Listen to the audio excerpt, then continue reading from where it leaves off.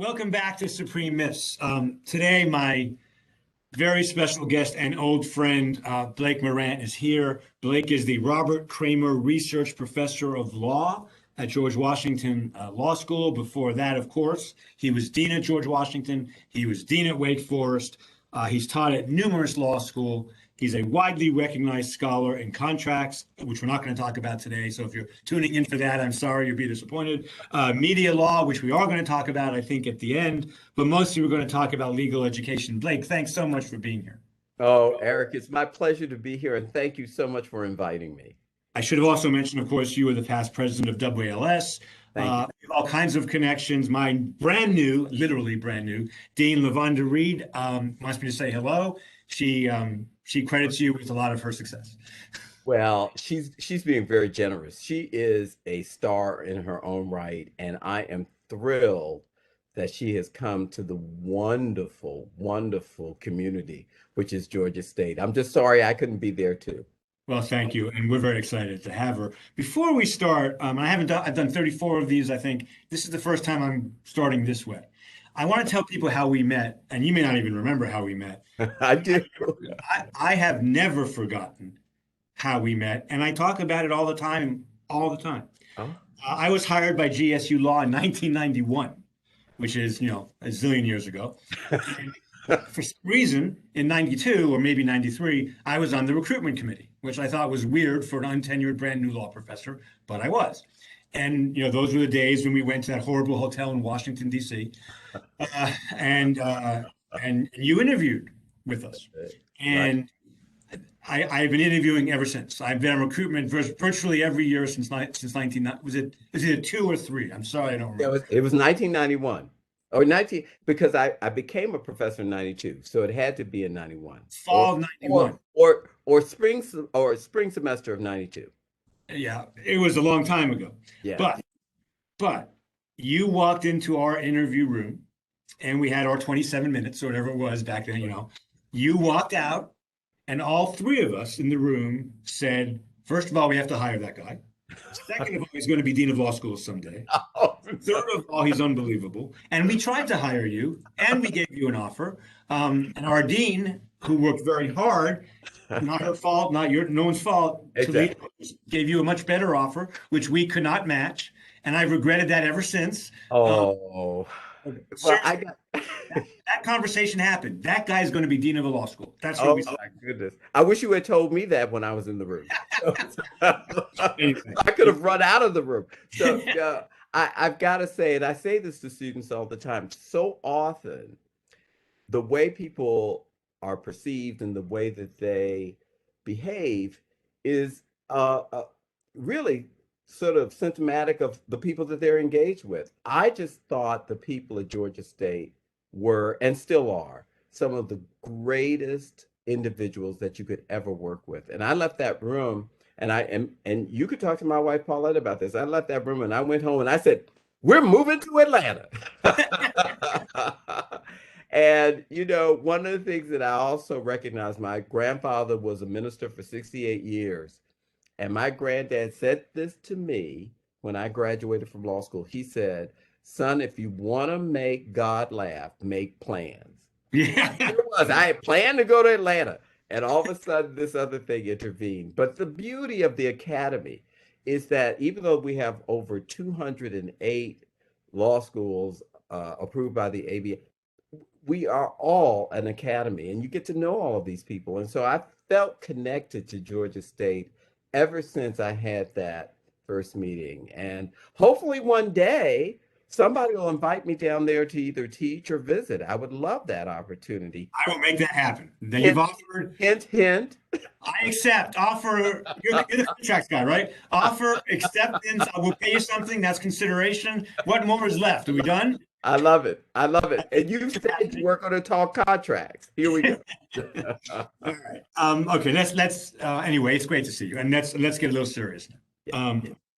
So I don't think anyone really in this country is more of an expert on legal education than you are. You've written about it. You've done it. You've done it as a professor, as a dean, as president of WLS.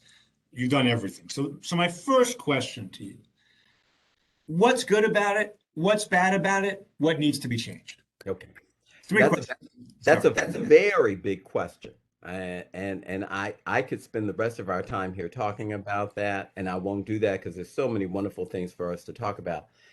Let me just sort of synopsize an answer that basically pinpoints a number of different points that are very salient with this. The first one has to do with, and I've said this before, why should legal education matter? And why should it be fostered? And if you look at what's happening today, both politically and economically and globally, everybody talks about STEM and all of these variety of different things that are necessary in order for individuals who are coming out of school to really have a handle on to get jobs. What people are not talking about is, yeah, we need those people, but in a globalized world, which is more interconnected than it ever has been, and with a market that morphs continuously, you need to have professionals who are able to problem solve creatively, to Mm-hmm. think critically, to be Mm-hmm. able to work with a variety of different people in order to come up with novel solutions. Pardon me. You need that. That's what legal education trains people to do. We train individuals to think creatively, critically, to think about a variety of different situations and how those situations basically apply to sort of standard formalistic rules that seem to be elastic, and how those rules may have to be changed as a result of all of these various changes that go on in society.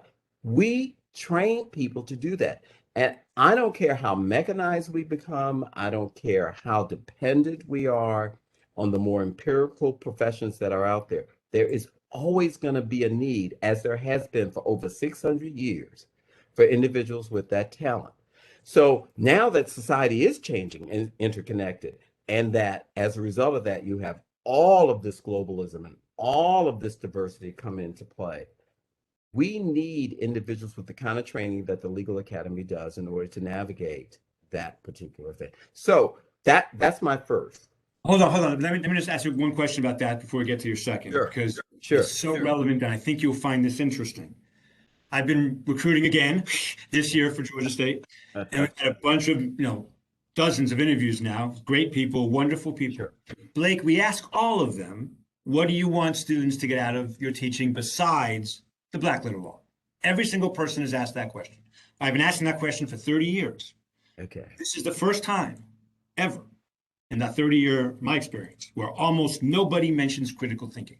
In fact, out of every interview we've done, only one person, and this person is in good standing right now, mentioned critical thinking. No one else does. What Sure, sure. changed? Why is this happening? So one of it has to do, and that's a wonderful observation to get to some of the issues that we have in legal education. And some of those issues are really tied to the model of what we have that's been relatively static, really.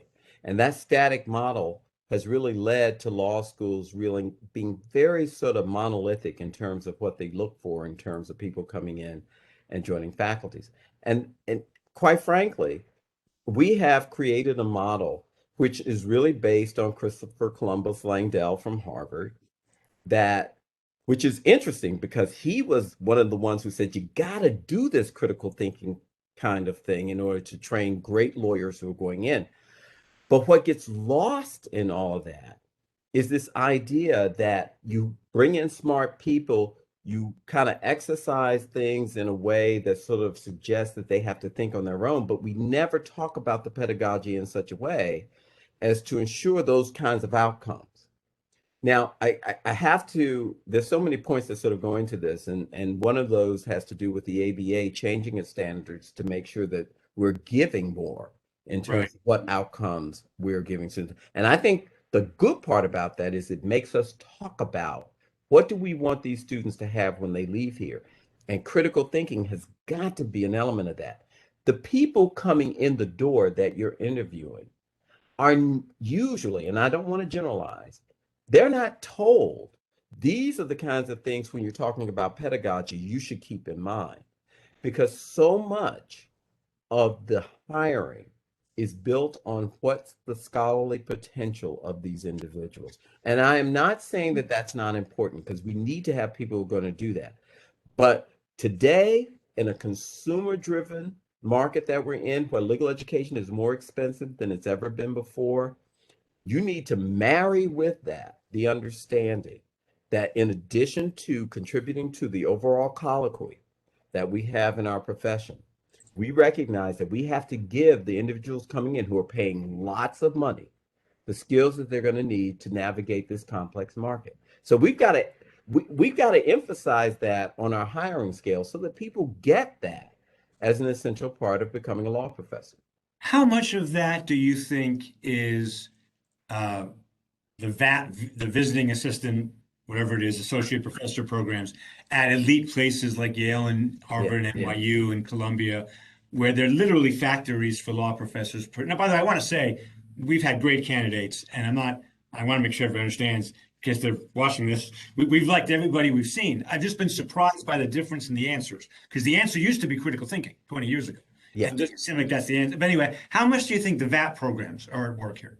It's hard to say. I don't have any empirical knowledge to really sort of value that. What I can say is that law schools that are hiring people are hiring them based on A, are they going to be great scholars? B, are they going to boost our reputational sort of bang?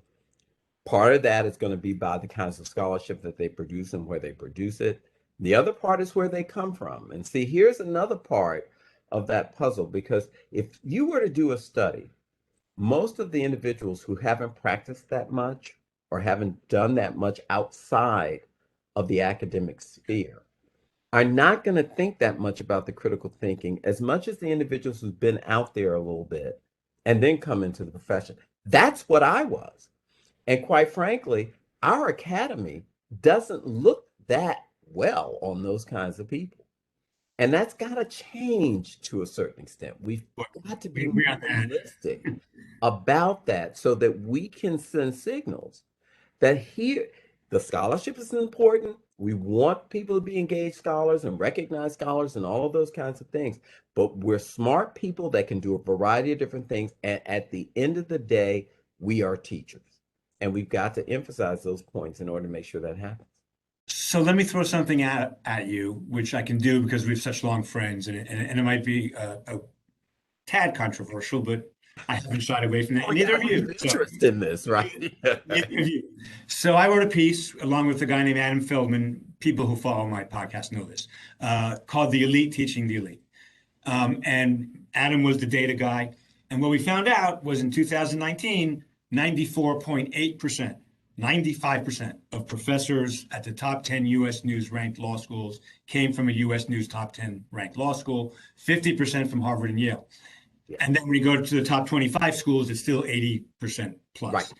So what I want to ask you is, as long as that's true, as long as legal education refuses to leave the top 10 ranked schools, and especially Harvard and Yale, I don't see this, I don't see the elite schools changing when it comes to hiring excellent lawyers who will be great teachers and good scholars. They want great scholars and teaching well, maybe. Yeah, yeah, yeah, yeah. Yeah. And so can I give you a little piece of good news Yes, in the please. midst of that? Right, right. I'm not going to disagree with you. You're absolutely right. And that is the dominant paradigm right now. There's no question about it. If you talk to anybody who is trying to come into the market and they've been counseled, they're going to hear all of those things. And quite frankly, it's discouraging to the individuals who are not at those quote unquote more national schools. I call them more national rather than elite and non-elite, the more national schools. Let me explain that, Blake. I was talking about from a class perspective too, because it I says got future class. I got you. Yeah, yeah. So quite frankly, that is the dominant model, and we can talk, and we don't have enough time to talk about where that comes from. I think at the end of the day, when you're talking about what people use as short-term cues on quality, where people went to school, their pedigrees and all those kinds of things, at least opens the door to them to greater opportunity than individuals who haven't gone to those schools. So that's one. Here's the ray of hope in this.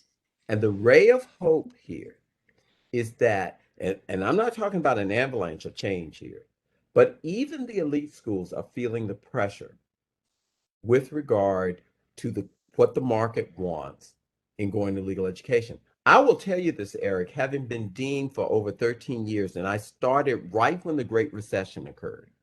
Yeah. That's when applications went. You remember this? Yeah. Applications disappeared, jobs disappeared, and I was a brand new dean when this happened.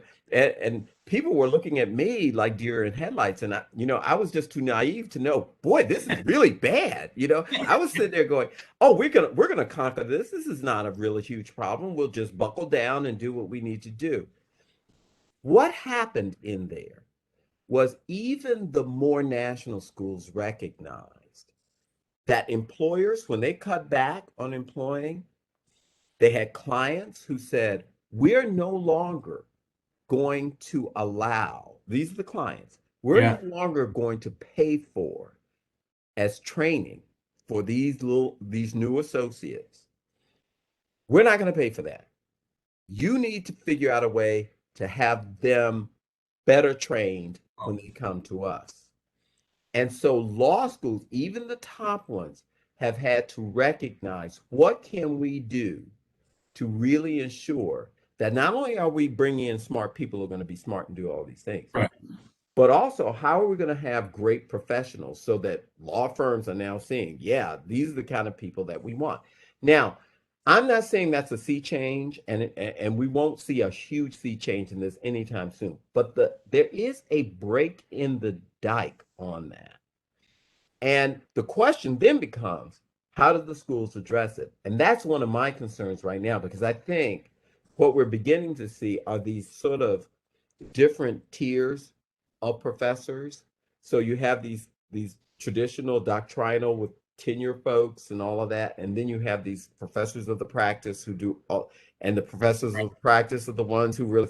So that's kind of an offshoot of that has its own issues, but. The good news is that schools, even the national ones, recognize they got to do more to increase the professional skills of these people. I think that's a great point, Blake. I want to make an observation, then ask you another question. My observation is, and you're going to be embarrassed by this, but too bad. One of the things that came through in 1992, whenever it was, and every time I've met you since, which is a dozen times, is, and what I'm sure made you a great dean, is you have a inner light and optimism about really hard things without being Pollyannish at all. I'm not suggesting that. That is very contagious. It's rare in legal education, Blake. And it's, in my opinion, after 30 years in this and a number of deans, including, I think, Steve Kamenschein, one of the best deans in the country ever. Wonderful dean. Yeah. Fabulous. I've seen my deans come and go, and I've seen your ability to be optimistic in a realistic way is one of the I just admire that so much. I wish you could give some of that to me. You're too kind. No, If you catch me on some days, that optimism looks a little more specious than it normally is. But so leaving aside, yeah, can I just say one thing about that? yeah, You have to believe in what you're doing yes, in order to carry a message that says this is worth working for. And I truly do believe that not just our society, but globally, we need great legally trained professionals for all the reasons I already said. yeah, no, I agree with that. So leaving aside the Great Recession, of which I don't think you didn't cause it, I don't think, and didn't have any control over. Leaving aside the challenges 2008 posed for all law schools and everybody. Yeah.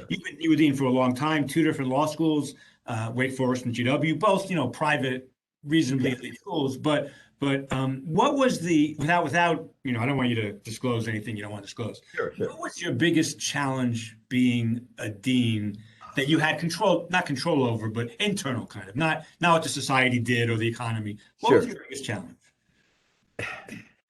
I'll look at this holistically in terms of both of the schools where I've been. And it's not just the schools where I've deaned. I mean, it's been schools where I've served as faculty. I think one of the biggest challenges I had was convincing faculty to think differently and to do things differently in order to meet what, from an administrative standpoint, you saw as a changing market. And so I'll never recall, I'll never forget while I was dean at Wake Forest. And I love Wake Forest. I love that faculty. It was a magical time there.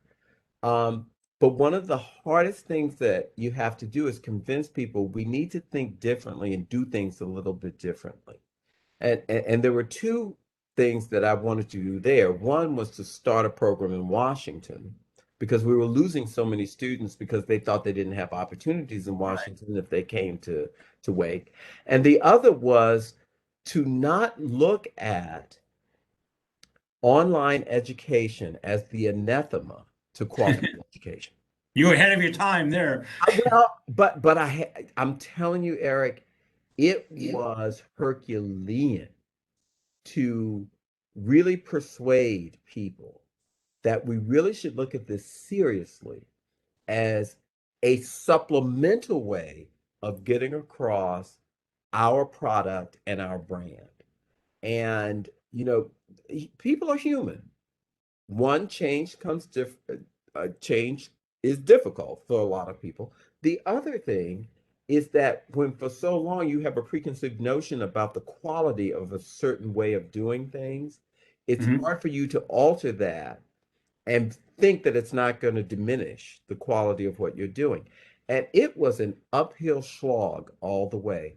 And I've got to say, it was the same thing at GW. I think all law faculty have that fear. Now, here's what's interesting. So I stepped down as dean in June of 19, and lo and behold, in the spring of Yeah, 2020, your time came. you know where I'm going. Yeah. So at both schools, I was able to inch the faculty along by saying, "Oh, we'll do it in graduate programs, but never do it in the JD. That is sacrosanct. You can't do it. That's not quality teaching. You cannot do it there. We won't do it. But you can do it in those graduate programs. We can do it in certificate programs, any of those things around the margin, but never the JD. JD is too important to really squander it on something like this. And lo and behold, we have a pandemic, and people are forced into doing it. And I Yeah. think the bottom line to your question is really working with colleagues to get them to understand how change is not anathema to quality, but in a totally morphing market, we have to consider it in order to continue our relevance and also to really do what we need to do in terms of market I'm requirements. sure you prepared both Wake and GW much better than other law schools were prepared. I don't know about that. Can I pay a compliment to GW that happened long before you got there, but I think you might appreciate and I think is interesting and relevant to what we're talking about? Okay. When I was at the Federal Programs Branch at DOJ, Department of Justice, from 1987 to 1991, I had a close friend whose name you might recognize. His name was Jeff Gutman. Oh, And, yeah, and, yeah. and Jeff was a great guy. And he's Harvard and Stanford and had all the credentials in the world. And if he wanted to be a scholar, he could be the world's best scholar if he wanted to be. When he went on the job market, well, he didn't go on the job market. What Jeff wanted to do back in 90, whatever it was late 90s or sometime, is he wanted to teach. He wanted to be a role model for students. He wanted to give them the instruction it takes to be an excellent lawyer, and he was an excellent lawyer. Yeah. His personal life made him stay in DC, so he went to GW and he said, I don't want to be on tenure track. Don't even ask me to do that. I don't want to do that. I just want to help your students. I know this is unusual, and this is long before legal education was doing this. And and he's such an impressive guy, as you know, Yeah. that they said sure, and they gave him this non-tenure track role that had security, is my understanding, eventually. And I think Jeff has been phenomenally successful at what he's done, Absolutely. and good for GW to recognize that not everybody has to. There are different roles for different professionals, right? And yes, and I say hats off to GW for that. But there are other institutions that have done it as well. Wake did it. I Yeah. mean, we had individuals who came forward who were quite competitive for the traditional doctrinal roles, but they saw themselves as being these unique kind of individuals with the experience factor that they had and wanting to come into the academy to make sure the students had the greatest benefit of that. And I think this sort of marries with the point that I made earlier. I think law schools are going to have to think more broadly about whom they bring in order to make sure that that quotient is covered for students, because the market wants those students to have that exposure. Couldn't agree more. And I think the role that GW carved out for Jeff was fantastic. And I wish, And he's done brilliantly. yeah, he's a brilliant guy. He's also really funny. Anyway, all right, let's move on to a different but very related issue. Um, we're taping this on Wednesday at 3 o'clock ish, and I don't know when it's going to come out because technology is not my It's the thing. way it But is. yeah, 3 hours ago, I debated Professor Richard Sander of UCLA, who is the leading proponent of the what I think awful mismatch theory in legal education, which is that minorities and people of color don't do as well at elite schools as they should, and they shouldn't use. The point. I'm not. I don't want to get into affirmative action. Yeah, yeah. No two people could probably disagree much more on that issue than he and I disagree on it. Right. But we had a wonderful hour. It was very collegial. It was not polarizing. We found common ground, and we weren't finding common ground. We disagreed amicably. On this podcast, I've had people in my Twitter followers who recognize these people, Jonathan Adler and Chris Green and Michael McConnell, and known conservatives or libertarians who I disagree with, they disagree with me. But we had good, amicable disagreements. Sure, sure. I am finding all of, and credit to Richard Sander for that, by the way. It's becoming harder and harder. And especially among classroom discussions, it's becoming harder and harder. And this polarization is really depressing to me. It really is. Yes. And I'm wondering if you think, A, if law schools can help at all in this thing, and two, are we just doomed? I'm asking the optimist here. Are we just doomed for this for the rest of our careers? Well, that's a tough one. I know. It's a really tough one, because we live in a society now where the tenets of civility are not emphasized as much as they were years ago. Yeah. I think when I talk about this, and I've talked about this with the Illinois Bar, I've talked about it with the ABA, and a lot of the stuff that I talk about sort of always harkens back to the idea that if you want to persuade people, you've got to indicate that you respect the positions that they come from, and that you address them and engage them in a respectful way. And so somehow, the very short answer to your question, somehow we as counselors of law, I mean, basically speaking, 600 years ago, when Thomas More decided to become a lawyer, one of the things that really drove him to do this, well, there were two. Number one was his belief in the fact that for individuals who were going to be legally trained or become lawyers, they were rare commodities, and there was an obligation on the part of those individuals, because of their special talents, to figure out a way to give back to society more and what they can do. The other part was that law has always had this interesting nexus with ecclesiastical sort of teachings and premises and all of these other kinds of things. And that the rules of engagement were the type where you could disagree, but at the end of the day, you're both these professionals who have to have respect for this, for the proposition that you're both respected professionals that have points of view that should be listened to in a respectful way. I think years ago that was understood, and that when people violated those particular tenets, it was immediately seen as something that was anathema to what you should be as a professional. Somehow in the last, I'd say 15, 20 years, as the political polarization of the country has gone forward, somehow behavior that is not civil has been seen as something, as a strength, as a conviction, That's as awful. one where someone is so wedded to what they're doing that they're willing to burn down the building in order to do it. Somehow we have to realign our thinking about what is effective persuasion, and how do we have engagement so that individuals are listening to each other and actually respecting one another. And I think the only way to do that is to go back to our founding principles. I mean, if we're going to be counselors of law, we set an example for the society as to how we argue and how we go about it. Lawyers are supposed to disagree with one another. That's the whole, that gets into the critical thinking stuff, right?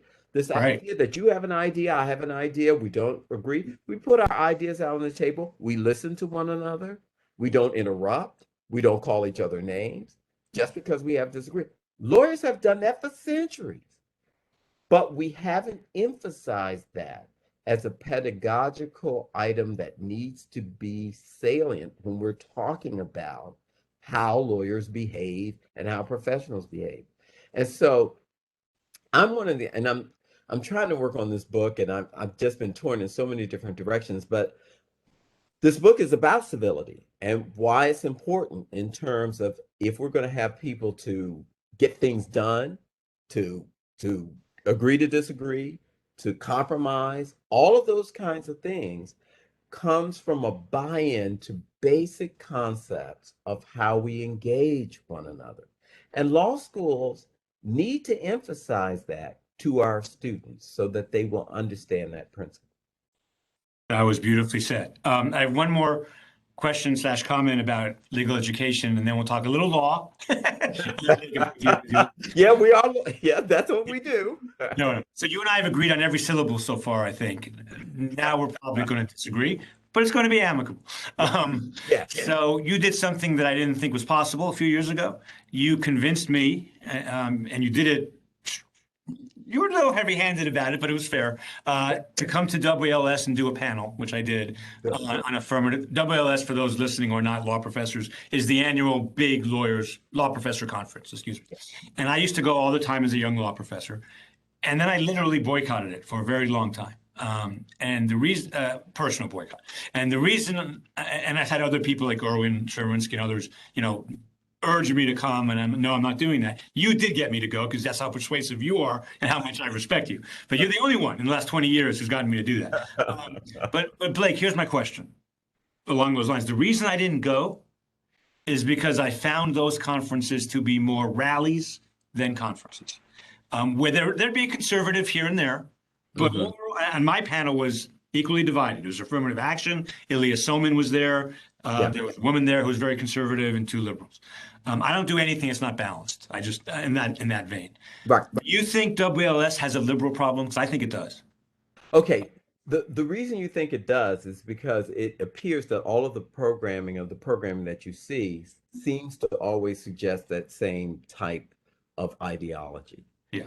And I will tell you, I was president of the association in 2015, and we had a group of professors who came to me, and these professors were self-identified as being conservative. Yeah. And Randy Barnett was one of them. I'm pretty sure. he was. He Yeah. was. I wasn't going to name names. I think he's talked about it publicly on Twitter and stuff. Okay. Okay. So I'm not going to name names. He was one of them. Now Yeah. that name is out there, but he was joined by several others. Yeah. And they came to me, and the thing that they said was, we feel that the AALS programming is tilted more to one side ideologically than another. And this is supposed to be a learned society where everybody has an equal voice and so forth and so on. And so we're bringing this to your table, and hopefully you'll give us an opportunity to talk with the executive committee so that we can have some conversations about this. Let me just say this to everyone who listens to your program. All 7 of them. Go ahead. Oh, you're so modest. It's true. I gotta say, let me say this. The AALS does not have an ideological litmus test for individuals to participate in any of the programming. What it does is it has a program committee that they ask volunteers to come on to. The people who volunteer, and this is what we told that group that came, none of them had ever come forward to be on the programming committee. And so if you have an issue with the programming, who's talking, all of those, join the program committee, board, suggest people who are going to be non-aligned with what you do. They will listen to you. And so when they came to us then, we suggested very strongly, please, please, please suggest people that should be on the programming committee. And after that period, they would suggest people, and they were purposely put there for the reasons that you articulate. So at a certain point, individuals who have a complaint about that have to be self-examining to say, have I been rejected in Right. terms of being able to put forward my point of view? And I would be shocked if somebody said, well, you know, Blake, I heard what you said, and I went in and I said, here's something that goes against the grain, and AALS said, no, we can't have you. I'd be shocked if that happened. I think that's fair. I think it's fair. Yeah. I also think, I don't think, I know, Okay. and at least I don't know. I know in constitutional law and federal courts where I hobnob with everybody, the legal academy is just dominantly progressive. And that's a challenge then to have a big 3-day or 4-day or 5-day program be balanced when probably 80 to 90% of con law professors at ABA accredited law schools probably identify as liberal or progressive, is my guess. So that's another interesting thing, because when this group of professors came to the executive committee, they brought that out as a point of reference. Now, you know, we're lawyers, right? So when somebody makes a bold-faced statement like that, I just go, well, what are the numbers? Tell me empirically. Well, we don't have numbers, but perceptionally, that's the case. And I'm not going to toy around with this in terms of saying, well, you don't have the numbers, so therefore you're wrong. I'm just saying, at a certain point, it becomes difficult to be able to say, because the academy is dominantly liberal, then everything is going to be skewed in that direction. The thing that I have seen, Eric, and maybe others have seen other things other than that, the people that I know who are progressive are not so rigid that they're not willing to listen to counter arguments. And that to me is the key.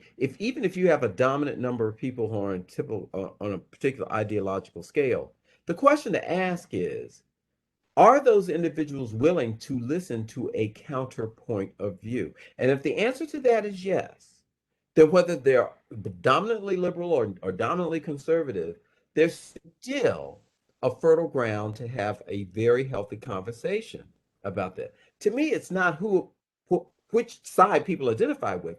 It has to do with whether people are willing to listen to counter arguments. That's another great point. I agree 100%. And I guess I do want to say in that context, and this is selfish and self-centered on my part, but I want to say it. And I became kind of a different kind of law professor in 2010 with a lot of media stuff and other things. Sure. And since then, that was 20 years into my career. And Blake, I have to be honest, since I started having kind of a public face, minimally public face, the most strident, stubborn, obstinate, name-calling, vicious encounters I have had almost always come, and I'm as far left as most people, from my left. Interesting. And it's really frustrating for me Interesting. because I want to say to them, I'm on your side 96% of the way, usually. Sometimes, most of the time, 100% of the way, politically. I'm not talking about Supreme Court now. I'm just talking politics and, Sure. pro-choice, pro-affirmative action, Yeah, sure. all that stuff. But from my left, I get name called much worse than I get from my right, which I found to be a very interesting, sobering, and difficult Well, experience. that's interesting. And I So, don't want to, I don't know your situation, and I can't comment on that in terms sure. of that. You're in the better position to do that. I will just say that what you have described sort of augurs back to what we were talking about in terms of the rules of engagement.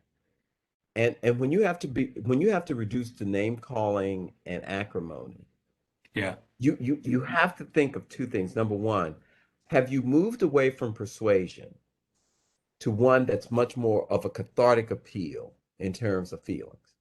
And this is one of the things that I said I was invited to give. I was on a panel with Dahlia Lithwick. I love Dahlia. Yeah, she's amazing. She's the You'll best. have to ask her about this panel that she and I were on. And the other panelist was Kelly Carlin, who is the daughter of the late great comedian George Wow. Carlin. Right? Wow. So the Yeah. three of us were on a panel.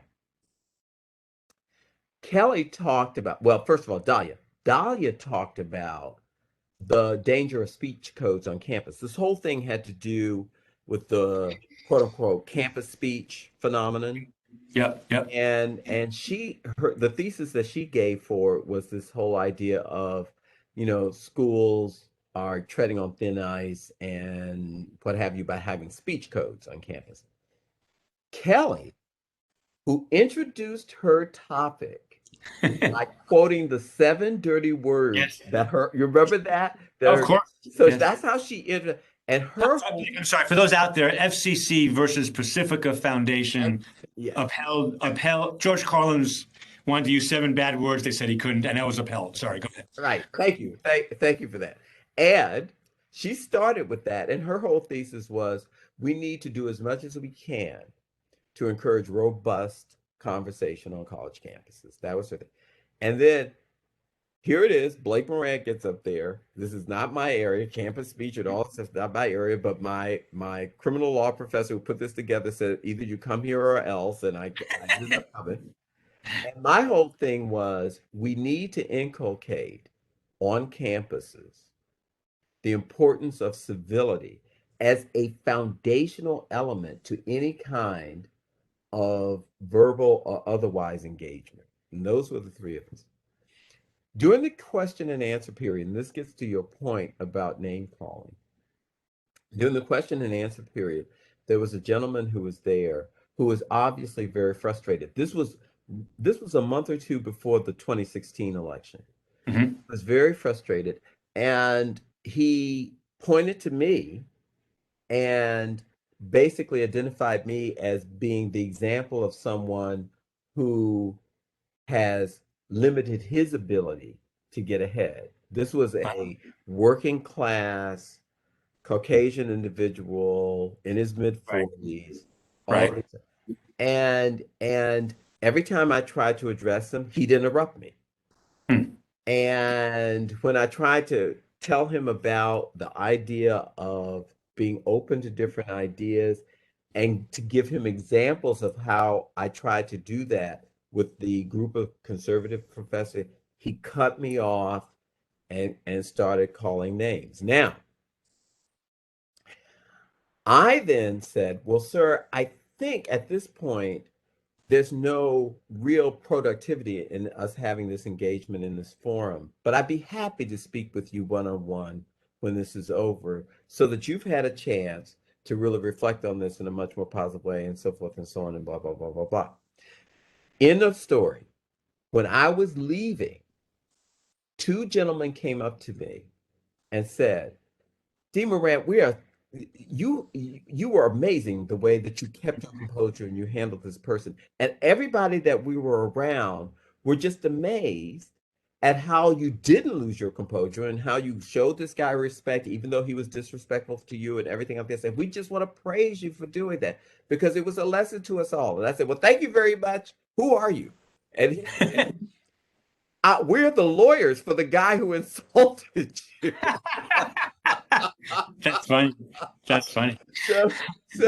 So I say that little vignette with this in mind.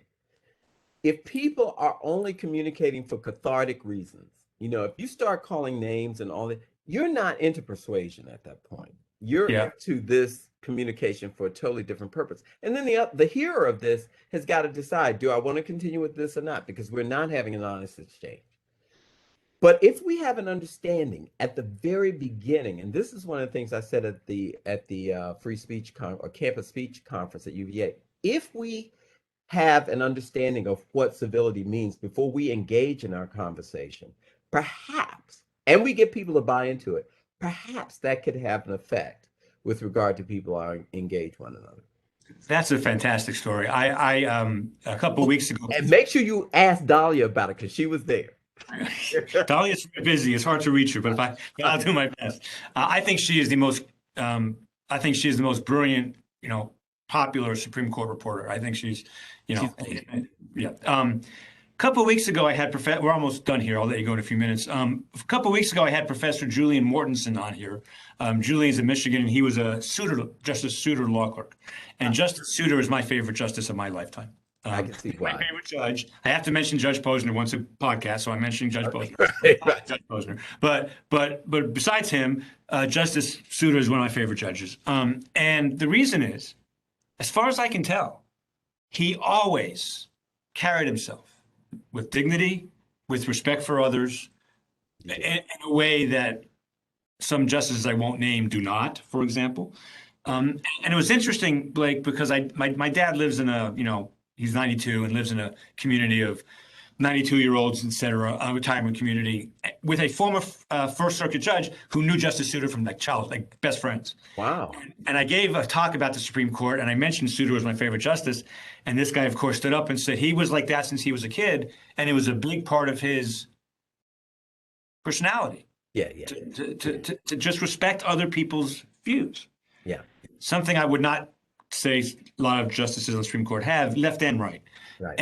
And I think that goes to what you were saying. We need more, instead of no more suitors, which is what the conservative call is, we need a lot more suitors. That's my view. I agree with that. And I think, there used to be this code on the Supreme Court, regardless of what your perceived ideologies are, and regardless of who appointed you. Once you were there, you kind of took off those labels, and that you became a jurist that really looked at issues in a much more holistic jurisprudential way. And I hold hope, I'll say that, I hold hope that eventually that will come back to the fore. I don't think that's going to happen anytime soon, but I'm the optimist. I'm hoping that one day that comes forward. In the meantime, I think that we as educators, and I say this in seminars and things like this, before we get into the discussion of ideas that have polarizing implications, we need to understand how we are to engage one another as professionals. And I remind people of that before we get into the discussion, so that it is a part of the lexicon along with their own ideas about what they have. I think we need to have more of that. I agree. And I also think so. One of the reasons I think Professor Sander and I had a very civil but robust debate, which is what we want, right? Civil, robust debate, was when we first met a few weeks ago. I never met him before.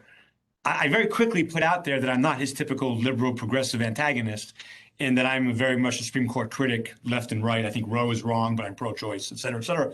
I found some common ground first, and that's what I try to do with people I know I'm going to disagree with, so that we can at least, that's a great especially idea. when we're doing it for students, Yeah, role model that common groundness. that is profound. That is profound, because what that does, when you identify at the very beginning that there's common ground, at least it shows it is not the strict sort of split between your side and mine. That, Right. yeah, I recognize that you have some great ideas. Yeah. And now I don't agree with all of those ideas over there. Right. There are some and to put that on the table first, so it signals to the other person, I have some respect for you. Hopefully that's going to be reciprocated. Professor Chris Green of Ole Miss and I he reviewed my book in Chicago Law Review Online. I responded, I don't think it's possible to disagree more about originalism than Chris and I disagree about it. But we laugh and tease each other about it.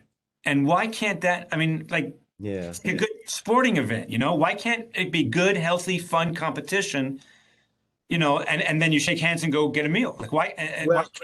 Well, look at our legislature. I mean, people talk about how historically in the past, people in Congress on opposite ends of the ideological spectrum would disagree when they were on the floors of Congress, and when it was over, they would hold hands, go get a drink, talk, have all kinds of.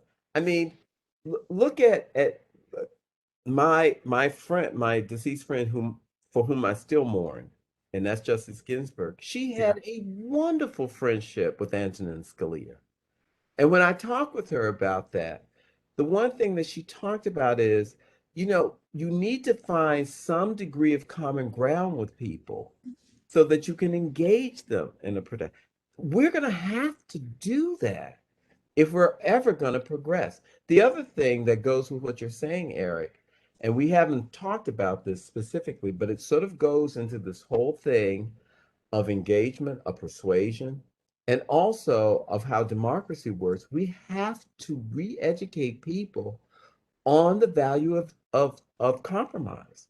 We Yes. have to do that. Yes. I mean, we Yes. can no longer afford to have people think that it's a zero-sum game whenever they are engaged in any kind of contest. That democracy for hundreds of years has always been nothing but compromise. With at the end of the day, people thinking, God, I don't know if I like what came out, but this Yeah. is better than nothing. And I at least I got myself heard and some of my stuff is really being acted.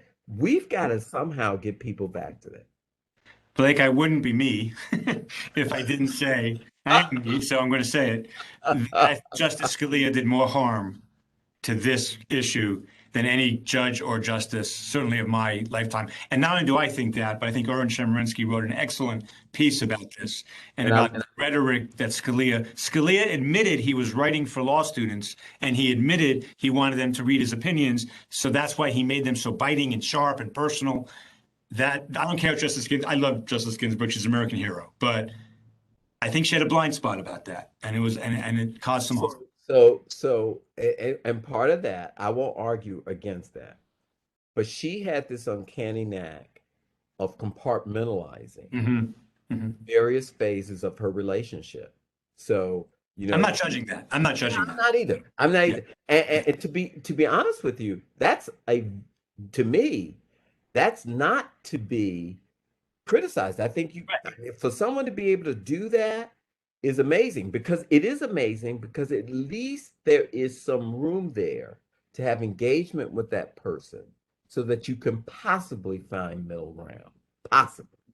I agree. Blake, this has been so much fun. I so appreciate you doing this. I was going to ask you about media and stuff. We No, ran out of time I was because you, looking for it, but I got too wordy and I didn't give you no, enough you time. didn't. No, you didn't. You didn't. I didn't handle the questions well, but I really appreciate you doing this. I miss seeing you in person at Seals and other Oh, places. That time will come again, I hope. it would be my pleasure. And thank you so much for doing this. I really appreciate it. My pleasure, my friend, and best wishes to you and all of your colleagues, and let's stay in touch. We will. Thank you so much. Okay.